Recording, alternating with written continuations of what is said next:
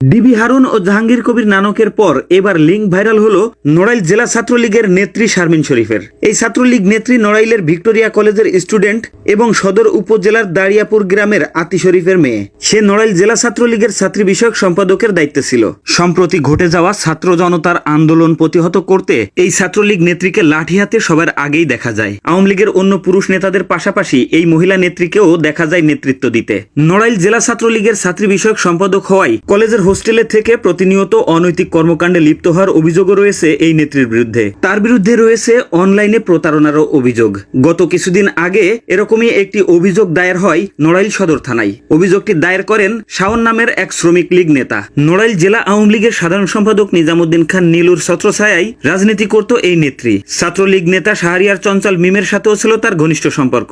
ছাত্রলীগের এই নেত্রীর বিরুদ্ধে এরকম হাজারো অভিযোগ রয়েছে। তথ্য সংগ্রহের কাজ চলছে, পরবর্তী নিউজে আরো বিস্তারিত জানানো হবে।